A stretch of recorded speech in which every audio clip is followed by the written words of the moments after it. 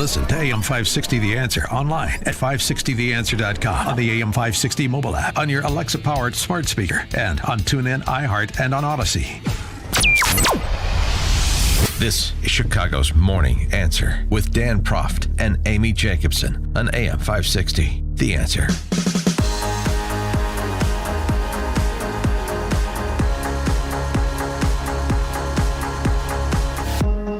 Top of the morning, Dan and Amy. Between that Boston Dynamics robotic COVID dog in Honolulu and the predictions of Yuval Harari on 60 Minutes on Sunday night, of course, the author of Sapiens, this sort of little-known history professor at Hebrew University in Israel that became an international bestseller with Sapiens, talking about us being on the cusp of hybrid humans. I figured maybe we should get a couple of geeks on to help us understand the mysteries of the universe before it's too late.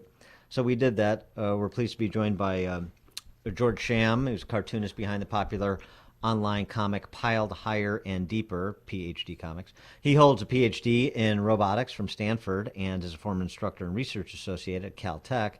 And Daniel Whiteson, professor of physics and astronomy at the University of California, Irvine, the Anteaters, and a fellow of the American Physical Society. They have co-authored a new book that explains all of the mysteries of the universe, answers all of your questions in a few paragraphs or less. Frequently asked questions about the universe. Gentlemen, thanks for joining us. Appreciate it. Good morning. Thanks for having us. Good morning. Good to be here. So what about, before we get into some of the questions you answered, you posed and then answered in your book, that Harari, I don't know what your opinion of him is. I mean, he's a historian. He's not a hard science guy. But, he raises a lot of concerns about technology and the suggestion that, again, we're not too far from hybrid human beings designed from birth and, an AI-driven afterbirth. Yeah, it's an interesting scenario, and it seems sort of these days that we are sort of melded into our phones, and they're a big part of our brains these days. And so, yeah, I think like any technology, there are wonderful opportunities, and there are things we should look out for, Yeah, I mean, one of the things that concerns he expressed was, thinking about programming cars, thinking about just something simple as the technology that is obviously well underway to do the auto-driving cars. Okay, well, the technology is one thing to stay on the road and go from point A to point B. The decisions is another thing, and decisions in a car, like anywhere else, involve moral choices. And so he poses the example, a kid runs in front of the street. The only way you can avoid hitting the kid is to swerve and hit a tree, potentially killing yourself. What does the artificial intelligence driving the car while you're asleep in the backseat do, and who programs them? It's a really fascinating question. Yeah, and one of the things that's really interesting about that is that machines like that would have to make decisions, but they're sort of the same decisions that people have to make in those same scenarios. And so the decisions the machines would make are just the decisions that people would program them to make. And awkwardly, we already sort of weigh those things in balance. Like there are formulas for how much a person's life is worth, and companies take that into account when they take risks. They think, well, this might kill 10 people and that'll cost X dollars, but it'll save us a certain amount of money. So people are already sort of making those terrible sounding moral decisions. It just feels uncomfortable and awkward when you program that decision into an AI, but really it's a human still making that fundamental choice when they're doing the programming. What are some of the most, common and outrageous questions people have about the universe? Yeah, people. One question we get asked a lot is, what happens if I get sucked into a black hole? Oh, Like Don Lemon. Don Lemon, yeah, right. Mm-hmm. Yeah. Yeah, it seems people are very concerned about that, and it's probably because black holes are such an interesting and mysterious thing in the universe. Like scientists, not even Einstein, sort of know what's inside of them, and it's sort of hidden from our reality, from space itself, and so it's a big unknown. And so I mean, at the risk of going full Don Lemon, I mean, I remember when he asked that question about MH370, and then the aviation expert that's on said, well, it's probably unlikely, because if that would have happened, then a black hole would have collapsed the Earth, if that was what was going on with MH370. So probably unlikely. So what's the answer to what happens if you go into a black hole? You're never coming out. That's the answer.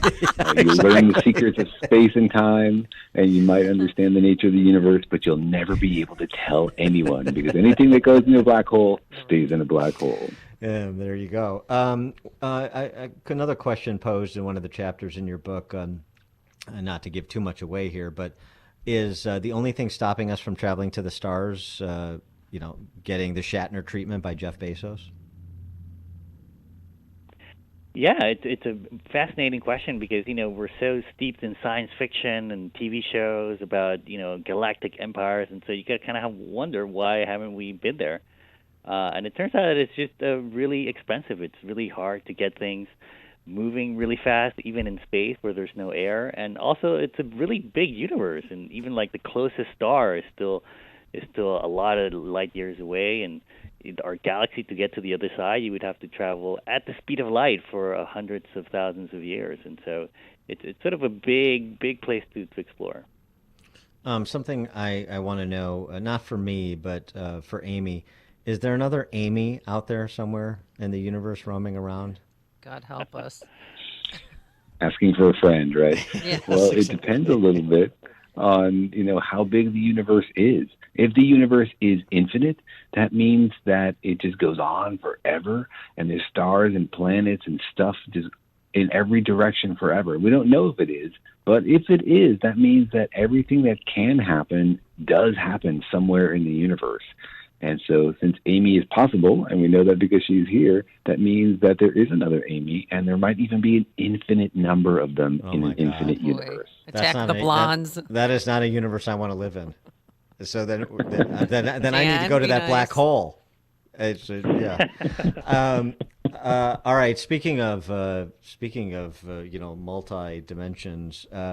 So the time travel. Everybody wants to time travel or at least teleport, but I guess both, teleport back in time or forward in time. Why can't we? Why can't all you guys with the advanced degrees from the great engineering schools figure out how to time travel? Well, first of all, how do you know that we haven't time traveled? Exactly. See what you've done there? there? Maybe maybe Dan or Amy, you're from the future. Who knows? Yes. But it's a tough one because I think the universe likes to make sense and be logical, and time travel is sort of creating these paradoxes, or going back in time and taking out your grandfather. What would happen? Those sort of things kind of blow the mind of the universe, and it would mean we're sort of in a universe that doesn't make sense. And so far, everything about the universe seems to make sense. I can't believe I walked right into the time traveler question. Boy, you guys set me up great for that. Jorge CHAM, the cartoonist behind the popular online comic Piled Higher and Deeper PhD Comics. He holds a PhD in robotics from Stanford, former instructor and research associate at Caltech. And Daniel Whiteson, professor of physics and astronomy at the University of California, Irvine, and a fellow at the American Physical Society. Their new book, Frequently Asked Questions About the Universe. Gentlemen, thanks for joining us, and good luck with the book. Thanks, and good luck with time travel. Thank you. We're on it. And they both joined us on our turnkey.pro answer line. Listen to Dan and Amy on your smartphone. Download the AM560 mobile app today at 560theanswer.com/mobile. Maybe this is you too. A lot of people do not like their health plan right now, and they're worried they're stuck with it. One that costs too much or doesn't meet their needs, or for whatever reason, they're just not happy with it. If that is you, some great news. There really is another choice. It's called MediShare, and it's such a great option, especially if you're self-employed, changing jobs, or part of the gig economy. Here's what you get when you switch to MediShare.